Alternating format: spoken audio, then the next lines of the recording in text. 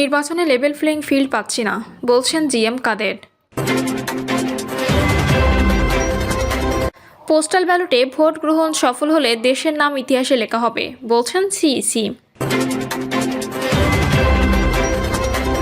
জানাবো শেখ হাসিনা কি দিল্লিতে সাংবাদিকদের মুখোমুখি হচ্ছেন। 12ই ফেব্রুয়ারি গণভোট হবেই, না হলে দায় রাজনৈতিক দলগুলোর, বলছেন উপদেষ্টা শারমিন। এদিকে ট্রাইব্যুনালে আত্মসমর্পণ করলেন ফাঁসির আসামি আবুল কালাম আজাদ। এবং সর্বশেষ জানাবো, এবার কাঁদলেন রুমিন ফারহানা। দর্শক শুনছিলেন সংবাদ শিরোনাম, এবার জানিয়ে দিব বিস্তারিত সংবাদ।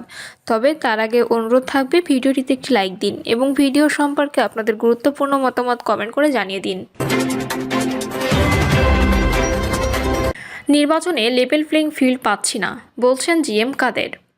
জাতীয় পার্টির চেয়ারম্যান জিএম কাদের বলেছেন, নির্বাচনের সমান সুযোগ বা লেভেল প্লেইং ফিল্ড পাচ্ছি না। জিএম কাদের বলেন, 300 সংসদীয় আসনের বিপরীতে জাতীয় পার্টি এখনও পর্যন্ত 196টি আসনে চূড়ান্ত মনোনয়নপত্র প্রার্থীদের তালিকা প্রকাশ করেছে। আরও 2জন প্রার্থীর বিষয়ে সিদ্ধান্ত প্রক্রিয়াধীন। আজ বা আগামীকালের মধ্যে তাদের বিষয়ে চূড়ান্ত সিদ্ধান্ত হবে। তিনি বলেন, নির্বাচনে অংশ নিতে গিয়ে অন্যায়ভাবে এবং নানা কৌশলে জাতীয় পার্টির স্বাভাবিক রাজনৈতিক কর্মকাণ্ডে বাধা সৃষ্টি করা হচ্ছে। বিভিন্নভাবে দলটিকে রাজনীতি থেকে দূরে সরিয়ে দেওয়ার অপচেষ্টা চলছে, যার ফলে তারা একটি সমান সুযোগের পরিবেশ পাচ্ছে না। জিএম কাদের বলেন, এ বিষয়ে নির্বাচন কমিশন, প্রধান নির্বাচন কমিশনার সহ সংশ্লিষ্ট সবার দৃষ্টি আকর্ষণ করা জরুরি। নির্বাচন কমিশন অবাধ, সুষ্ঠু ও নিরপেক্ষ নির্বাচন আয়োজনে প্রতিশ্রুতি দিলেও বাস্তবে সে পরিবেশ নিশ্চিত হচ্ছে না। সংবিধানের 126 অনুচ্ছেদ অনুযায়ী নির্বাচনকালীন সময়ে নির্বাহী বিভাগ সহ রাষ্ট্রের সব বিভাগ নির্বাচন কমিশনকে সহযোগিতা করতে বাধ্য। জাতীয় পার্টির চেয়ারম্যান বলেন, জাতীয় পার্টি ঘোষিত প্রার্থী তালিকার মধ্যে বর্তমানে 3 জন প্রার্থী কারাবন্দী অবস্থায় নির্বাচন করছেন। তাদের বিরুদ্ধে একের পর এক মামলা দেওয়া হচ্ছে। কোনো মামলায় জামিন পাওয়ার পর নতুন মামলা দিয়ে তাদের আটক করা হয়েছে। এ সংক্রান্ত সংক্ষিপ্ত বিবরণ সংবাদ সম্মেলনে তুলে ধরা হয়েছে এবং প্রয়োজনে বিস্তারিত তথ্য সাংবাদিকদের হোয়াটসঅ্যাপে সরবরাহ করা হবে। তিনি বলেন, এছাড়া 2 জন প্রার্থী বিভিন্ন মিথ্যা মামলায় জড়িত দেখানো হয়েছে বলে অভিযোগ করেন জাতীয় পার্টির চেয়ারম্যান। এসব মামলায় কোনো তদন্ত, চার্জশিট বা বিচার না হলেও মামলার ভয়ে তারা মাঠে স্বাভাবিক নির্বাচনী কার্যক্রম চালাতে পারছেন না। জিএম কাদের বলেন, শুধু প্রার্থী নয়, জাতীয় পার্টির অসংখ্য নেতাকর্মীকে মিথ্যা মামলায় জড়িয়ে মাঠে নামতে বাধা দেওয়া হচ্ছে। ফলে তারা নির্বাচনী প্রচারে অংশ নিতে পারছেন না। নেতাকর্মীরা মাঠে কাজ করতে না পারলে কোনো দল সুষ্ঠুভাবে নির্বাচন করতে পারে না। এ বাস্তবতাও তুলে ধরেন তিনি। তিনি অভিযোগ করেন, জাতীয় পার্টিকে ভোট দেওয়ার সিদ্ধান্ত নেওয়া অনেক ভোটারকেই হুমকি দেওয়া হচ্ছে। প্রতিদ্বন্দ্বী দল ও প্রার্থীদের পক্ষ থেকে ভয়ভীতি দেখিয়ে বলা হচ্ছে, জাতীয় পার্টির পক্ষে কাজ করলে বা ভোট দিলে মিথ্যা মামলায় গ্রেপ্তার করা হবে। এমনকি কিছু ক্ষেত্রে স্থানীয় থানার পক্ষ থেকেও এ ধরনের সতর্কবার্তা দেওয়া হচ্ছে। জিএম কাদের বলেন, এভাবে নগ্নভাবে নির্বাচন ব্যবস্থায় হস্তক্ষেপ করা হচ্ছে, যা গণতন্ত্রের জন্য অত্যন্ত উদ্বেগজনক। এসব ঘটনার বিস্তারিত তথ্য পরবর্তীতে নির্বাচন কমিশন ও গণমাধ্যমের কাছে সরবরাহ করা হবে। পোস্টাল ব্যালটে ভোট গ্রহণ সফল হলে দেশের নাম ইতিহাসে লেখা হবে, বলছেন সিইসি।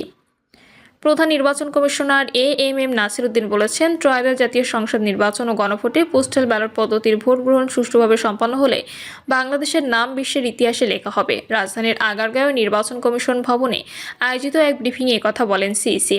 পোস্টাল ভোট বিডি অ্যাপের মাধ্যমে ভোটদান কার্যক্রম সম্পর্কে জানাতে এই ব্রিফিংয়ের আয়োজন করে নির্বাচন কমিশন। অনুষ্ঠানে প্রধান নির্বাচন কমিশনার বলেন, ওয়ার্ল্ড হিস্ট্রিতে লেখা হয়ে যাবে বাংলাদেশের নাম, কারণ অনেক দেশ এটা করতে পারেনি। তো বাংলাদেশ আশপাশের দেশ এটা এভাবে সাকসেসফুল করতে পারেনি। আমরা প্রথম বছরে এটা করতে পেরেছি। প্রথম বছরে পোস্টাল ব্যালট আয়োজন করে বাংলাদেশ মোটামুটি সফল বলে মনে করেন সিইসি। তিনি দাবি করেন, পৃথিবীর যেসব দেশ পোস্টাল ব্যালটের মাধ্যমে ভোটের আয়োজন করেছিল তাদের অভিজ্ঞতা বাংলাদেশের চেয়ে বেশি খারাপ। নাসির উদ্দিন বলেন, পোস্টাল ব্যালটের মাধ্যমে ভোট গ্রহণের সিদ্ধান্ত নিয়ে নির্বাচন কমিশন এমন এক সাহসী পদক্ষেপ নিয়েছিল যা ইতিপূর্বে কেউ সাহস করেনি। গণমাধ্যমের সহযোগিতা থাকায় পোস্টাল ব্যালটের মাধ্যমে ভোট গ্রহণের প্রক্রিয়া নির্বাচন কমিশন সহজভাবে সম্পন্ন করতে পেরেছে। শেখ হাসিনা কি দিল্লিতে সাংবাদিকদের মুখোমুখি হচ্ছেন? আগামী 23শে জানুয়ারি দিল্লিতে বিদেশি সংবাদ মাধ্যম কর্মরত সাংবাদিকদের প্রশ্নের মুখোমুখি হতে পারেন বাংলাদেশ সাবেক প্রধানমন্ত্রী শেখ হাসিনা। এমন এক জল্পনায় মুখর হয়ে রয়েছে ভারতের রাজধানী। আসলে গত শনিবার দিল্লি জাতীয় প্রেস ক্লাবে আওয়ামী লীগ নেতা তথা বাংলাদেশের সাবেক পররাষ্ট্রমন্ত্রী হাসান মাহমুদ ও সাবেক শিক্ষামন্ত্রী মহিবুল হাসান চৌধুরী নওফেলের সংবাদ সম্মেলনের পর আগামী শুক্রবার দিল্লির foreign correspondents club of south Asia আরও এক ঝাঁক আওয়ামী লীগ নেতা আওয়ামীপন্থী বুদ্ধিজীবীরা সংবাদ সম্মেলন করতে চলেছে বলে ঘোষণা করা হয়েছে। সেখানে অনেকে যেমন অনলাইনে যোগ দেবেন, তেমনি অফলাইনে সশরীরও থাকবেন অন্তত 3 জন।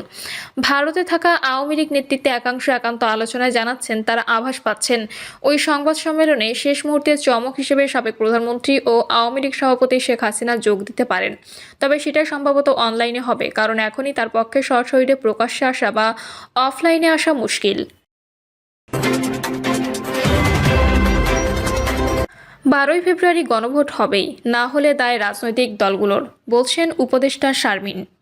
গণভোট সফর করার দায়িত্ব শুধু অন্তর্বর্তীকালীন সরকারের একার নয়, দেশের সব রাজনৈতিক দলেরও সমান দায়িত্ব রয়েছে বলে মন্তব্য করেছেন সমাজ কল্যাণ এবং মহিলা ও শিশু বিষয়ক উপদেষ্টা শারমিন এস মুর্শিদ। তিনি বলেন, সংস্কারের এই প্রক্রিয়ার মধ্য দিয়ে দেশের সব রাজনৈতিক দলের জন্য সংসদে যাওয়ার সম্ভাবনার দ্বার উন্মুক্ত হচ্ছে। যেসব রাজনৈতিক দল গত 54 বছরও সংসদে প্রবেশের সুযোগ পাননি, এই সংস্কারের মাধ্যমেই তাদের জন্য সেই সুযোগ সৃষ্টি হচ্ছে। এর ফলে একটি গণতান্ত্রিক, অংশগ্রহণমূলক ও অন্তর্ভুক্তিমূলক বাংলাদেশ গড়ে উঠবে।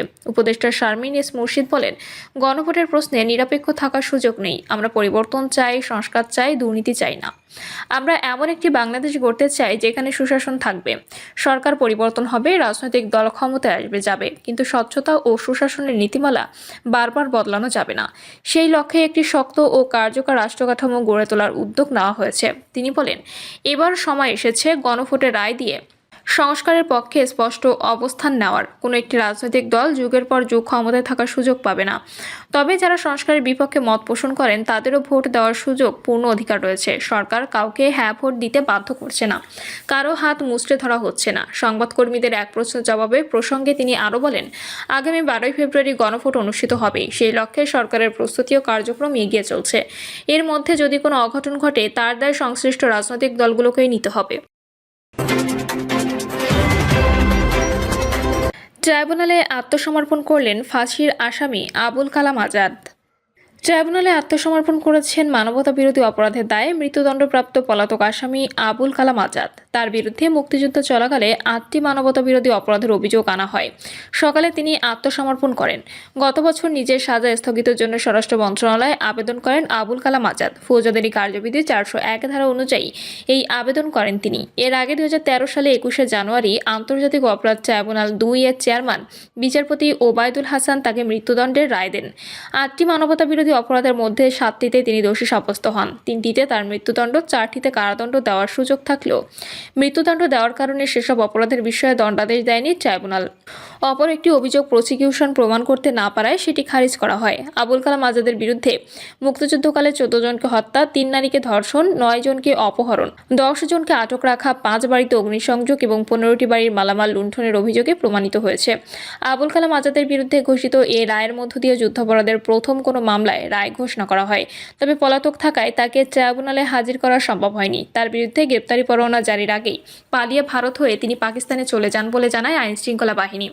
2012 সালের 26শে ডিসেম্বর উভয় পক্ষের যুক্তিতর্ক উপস্থাপন শেষ করার মাধ্যমে মামলার বিচারিক প্রক্রিয়া শেষ হয়। এরপর এ মামলার রায় অপেক্ষমান রেখে আদেশ দেন ট্রাইব্যুনাল। এর আগে আন্তর্জাতিক অপরাধ ট্রাইব্যুনাল 2-এ শুরু হয় 71-এ মানবতাবিরোধী অপরাধে অভিযুক্ত আবুল কালাম আজাদের বিরুদ্ধে রায় ঘোষণা। এবার কাঁদলেন রুমিন ফারহানা। কর্মী সমর্থকরা বরণ করে নেওয়ার পর আবেগ আপ্লুত হয়ে কান্নায় ভেঙে পড়লেন ব্রাহ্মণবাড়িয়া 2 আসনের স্বতন্ত্র প্রার্থী ব্যারিস্টার রুমিন ফারহানা। রুমিন ফারহানা বলেন, আপনারা যেভাবে বরণ করেছেন আমি শক্ত মনের মানুষ, কিন্তু আজকে আমার চোখ পানি আসছে। আমার মনে হচ্ছে আমার বাবা এবং দাদা দাদির দোয়া আছে বলে এ সম্মান পাচ্ছি, কিন্তু এত ভালোবাসা পাওয়ার যোগ্য আমি নই। তিনি বলেন, আমার সরাইল আশুগঞ্জের মানুষ আমার প্রতি যে ভালোবাসা, যে আস্থা ও বিশ্বাস রেখেছেন, আমি আল্লাহর কাছে দোয়া করি আল্লাহ যেন আমাকে এই আস্থা ও বিশ্বাসের মর্যাদা রাখার তৌফিক দেন। রুমিন ফারহানা বলেন, আমি যদি এমপি নির্বাচিত হতে পারি তাহলে এই সরাইল ও আশুগঞ্জকে একটি মডেল উপজেলা হিসেবে গড়ে তুলব। প্রিয় দর্শক, এই ছিল এখনকার সর্বশেষ সংবাদ। আপডেট সব সংবাদ পেতে চ্যানেলটি সাবস্ক্রাইব করে বেল আইকনটি ক্লিক করে রাখুন।